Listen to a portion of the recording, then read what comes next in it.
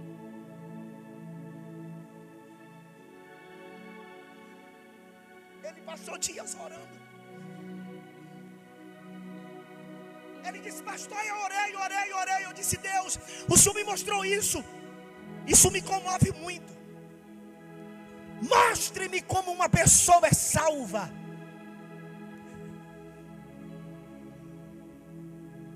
Ele disse que um dia estava orando no quarto dele, e o Senhor abriu a visão dele, e ele viu como que a alma do salvo. Quem é salvo quando morre, pastor? Não é levada por essa força descomunal para baixo. Ele diz que tem uma escada para subir. Só que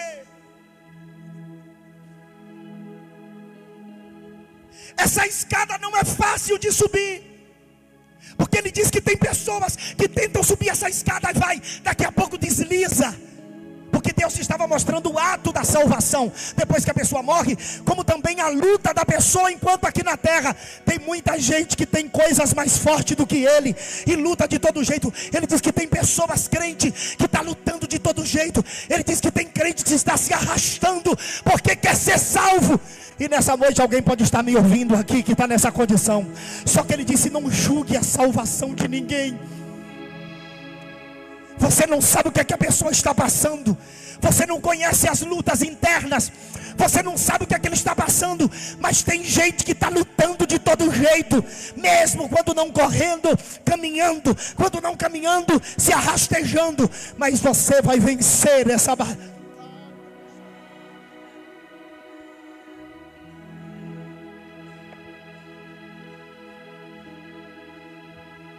Ele disse, pastor José Antônio, que quando uma pessoa chega lá em cima, já não é mais uma escada no infinito, é um caminho que vai reto.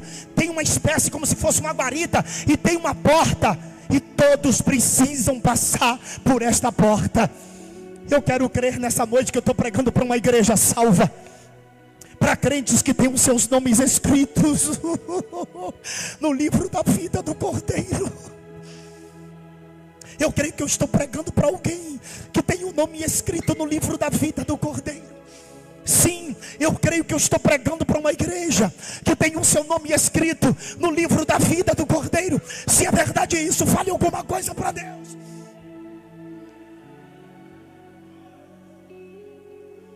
Eu quero fazer uma pergunta.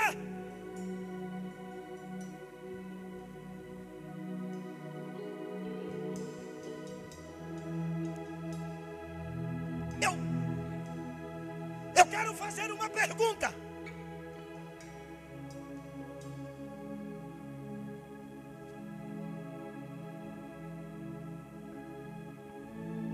Quem aqui está afastado da igreja? Levanta a mão. Pastor, eu estou afastado dos caminhos do Senhor. Quem aqui está afastado do caminho do Senhor? Levante uma das mãos. Alguém? Pastor, eu não sou crente. Quem não é crente?